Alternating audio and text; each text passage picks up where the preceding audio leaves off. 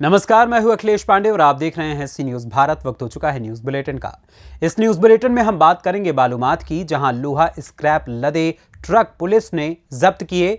आगे दिखाएंगे कि भागलपुर में कैसे कथावाचिका जया किशोरी ने शहरवासियों को कराया भक्ति का रसास्वादन। आगे चर्चा करेंगे कन्नौज की, जहां अपर जिला जज ने वृद्धाश्रम का किया निरीक्षण। और भी तमाम खबरों पर आइए विस्तार से करते हैं चर्चा।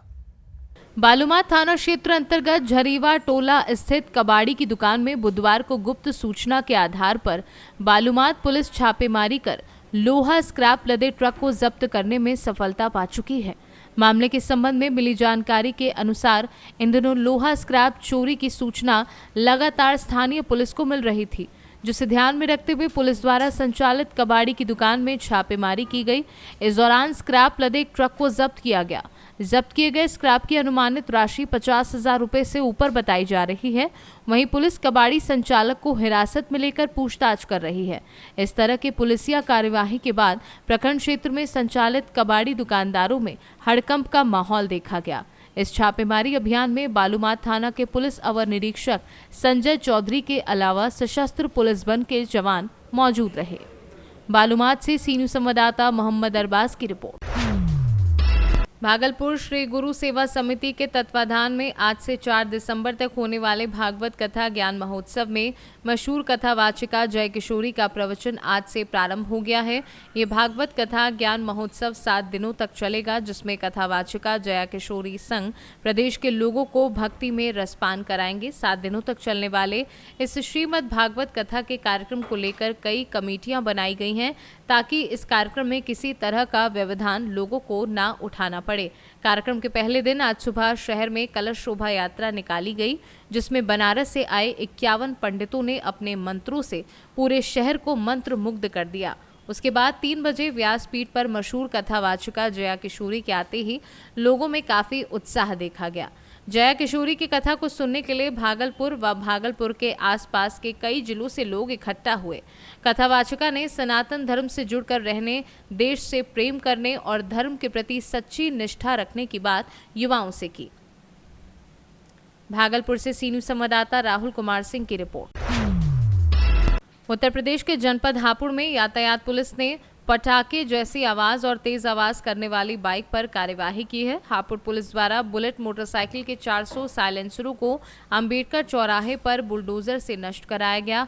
पुलिस अधीक्षक अभिषेक वर्मा के निर्देश पर यातायात पुलिस ने तेज आवाज करने वाले साइलेंसर को जब्त कर कार्यवाही की है, जिससे बाइक से पटाखा फोड़ने वालों में भय बना हुआ है। बुलेट मोटरसाइकिल के साइलेंसरों पर जो है कितने साइलेंसर हैं और क्या मामला है? देखिए, जनपद हापुड़ में ऐसी कई हमें लोगों की कंप्लेंट्स आ रही थी कि लोग अपनी ये मॉडिफाइड बुलेट्स लेकर के पटाखे छोड़ते हैं और उससे ध्वनि प्रदूषण पैदा करते हैं। साथ ही साथ कुछ अपने गली मोहल्लों में जा करके दूसरे मोहल्लों के सामने चढ़ाने के प्रवृत्ति से ये लोग ये काम करते थे। इसको हम लोगों ने बहुत गंभीरता से लिया है और लगभग मैं बता दूं, अब तक 750 बुलेट मोटरसाइकिल ऐसी हैं जिनके हमने ये साइलेंसर्स उतरवाए हैं। आज आपके सामने लगभग 400 मोटरसाइकिल्स के ये साइलेंसर्स यहाँ पे नष्ट किए जा रहे हैं, जिसकी कीमत लगभग 9 लाख रुपए है। मैं बताना चाहूँगा, सेक्शन 52 मोटर व्हीकल एक्ट के तहत एक ये दंडनीय अपराध है और हाईकोर्ट ने भी इसमें टिप्पणी करी और ये निर्देश दिया है कि जो भी बुलेट्स या मोटरसाइकिल कंपनी से परचेज आप कर रहे हैं उसमें किसी भी प्रकार की आप छेड़छाड़ नहीं कर सकते। यदि मैं परमिसिबल लिमिट की बात करूं तो 80 डेसिबल एक लिमिट तय की गई है, जिसमें आवाज़ आती है साइलेंसर के बाहर। पर हमने जब इन मोटरसाइकिल से जिनसे साइलेंसर उतारे हैं उनको जब नापा तो उसकी लिमिट लगभग 120 से 150 डेसिबल के आसपास आती थी, जो कि परमिसिबल नहीं है। जनपद हापुड़ पुलिस द्वारा लगातार, हमारे ट्रैफिक विभाग द्वारा इस तरीके की कार्रवाई लगातार की जा रही है और हम आगे भी इस तरीके की कार्रवाई करते रहेंगे और ये जनता से ये अपेक्षा भी करते हैं कि आप इस तरीके का मॉडिफाइड साइलेंसर्स और बुलेट्स पे जो इस तरीके के आप साइलेंसर लगा के चलते हैं उसको ना लगाएं और यातायात। हापुड़ से सी न्यूज संवाददाता सुनील कुमार की रिपोर्ट। कन्नौज में अपर जिला जज लवली जायसवाल ने वृद्धाश्रम का निरीक्षण किया। निरीक्षण में एडीजे को बीड़ी तंबाकू का नशा करते मिले कई बुजुर्ग, सभी को आइंदा नशा न करने की नसीहत दी। दोबारा निरीक्षण में नशा करने वालों को आश्रम से बाहर करने की चेतावनी दी। एडीजी ने आश्रम का भी निरीक्षण किया, साफ सफाई व ठंड से बचाव के इंतजाम करने के निर्देश दिए। गीजर लगाए जाने पर आश्रम संचालक के प्रयास को सराहा। निरीक्षण में कुछ एक ठंडियों को लेकर के जो अब जो सर्दियाँ शुरू हो गई है तो वृद्धजन है चूँकि तो इनके स्वास्थ्य को लेकर के इन्हें कुछ निर्देश दिए गए हैं और मच्छर का प्रकोप डेंगू का प्रकोप इस समय पूरे शहर में चल रहा है तो उसको देखते हुए भी कि नगर पालिका से संपर्क करके फॉगिंग वगैरह करवाएं और बीच बीच में हिट का छिड़काव करते रहें जिससे कि मच्छरों से की समस्या से थोड़ा सा निजात पाया जा सके और जहाँ कहीं भी खिड़कियों की जालियाँ जो कि थोड़ी सी हल्की टूटी हुई है या जहाँ कहीं से भी बहुत ज़्यादा हवा आ रही है जैसा कि वृद्धजनों द्वारा समस्या बताई गई है तो उसको थोड़ा पॉलीथीन से पैक कराने के लिए भी निर्देशित किया गया है जिससे कि उन्हें ठंड से उनका बचाव किया जा सके। बाकी ठंडियों को देखते हुए इनके द्वारा गीजर लगवा दिया गया है तो ये एक अच्छी पहल है इनकी। बाकी जो जहाँ कहीं भी थोड़ी बहुत गंदगी पाई गई है वो सब इनसे कह दिया गया है इसको साफ करवाएंगे।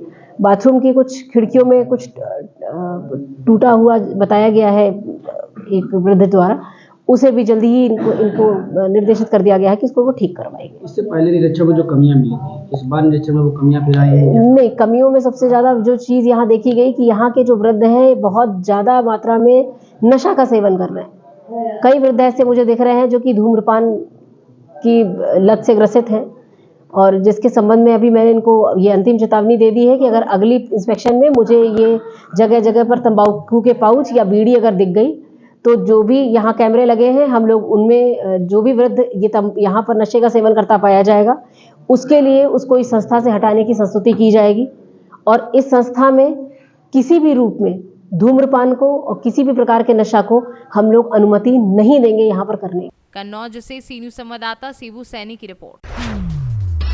प्रयागराज जिले में आला अधिकारियों द्वारा माघ मेला 2023-24 हेतु भूमि पूजन किया गया। वैदिक मंत्रों के साथ संपन्न हुआ भूमि पूजन। माघ मेला की तैयारियों का आगाज हुआ। जिलाधिकारी एडीजी पुलिस कमिश्नर सहित जिले के आला अधिकारियों ने भूमि पूजन कर मेला सकुशल संपन्न कराने हेतु मां गंगा से आशीष मांगा। संगम नगरी प्रयागराज में हर वर्ष लगने वाले विश्व के सबसे बड़े धार्मिक मेला माघ मेला की आज औपचारिक शुरुआत हो गई। जिले के आला अधिकारियों द्वारा भूमि पूजन कर माघ मेला 2023-24 की तैयारी का आगाज किया गया।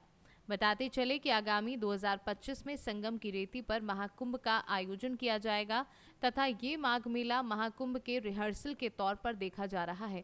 कहा तो ये भी जा रहा है कि आगामी 2025 के महाकुंभ में देश के कोने कोने से करीब 50 करोड़ श्रद्धालु गंगा यमुना अदृश्य सरस्वती के संगम में आस्था की डुबकी लगाने आएंगे।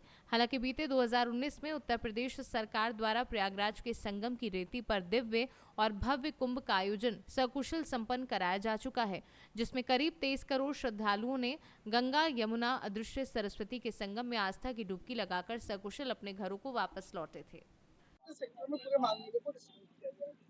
सर्वप्रथम आज माघ मेला का शुभारंभ हुआ है। इसमें हमारे पुलिस कमिश्नर पुलिस आयुक्त साहब के निर्देशन में और पूरी टीम इनके अंदर श्रद्धा पांडे, हमारे जिला अधिकारी साहब नवनीत चहल साहब और साथ में जितनी टीम है दीपक भूखर और सभी जो है अभिषेक भारती अभिनव त्यागी सब लोग मिलकर यहाँ पे पूजन किए हैं जिसकी शुरुआत की। सर्वप्रथम सभी देवताओं के आह्वान की गई और साथ में स्थान का और हमारे गंगा मैया का और यमुना देवी का माँ का और सभी का आह्वान करके उसके बाद इसकी शुरुआत की गई। शुरुआत के समय जो है जितनी हमारी परिकल्पना है वो लगभग 3 महीने से पहले से शुरू हो चुकी है।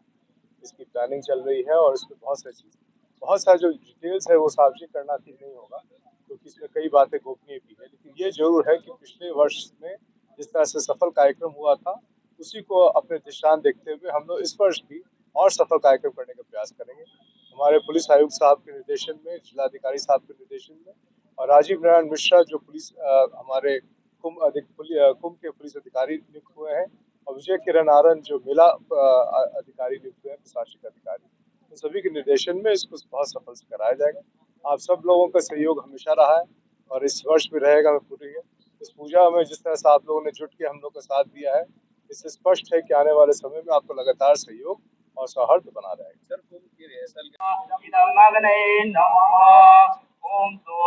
आज इस यज्ञ भूमि में जिसे हम प्रयागराज कहते हैं, सनातन धर्म का ऋग्वैदिक काल से ही ये स्थान बहुत पूजित रहा है। हमेशा से यज्ञ होता रहा है। स्पेशली जब माघ मकर गति रवि जब होई, तीरथ पति आव सब कोई, अर्थात जब मकर राशि में सूर्य प्रवेश करते हैं तो सारे लोगों को तीर्थ प्रति प्रयागराज में आना चाहिए। यहाँ आने से अमृतत्व की प्राप्ति होती है, दुखों का नाश होता है, विपत्तियों का नाश होता है। और हमेशा से, आज नहीं, कम से कम 5-10 हजार वर्षों से ये प्रथा हमारी चली आ रही है।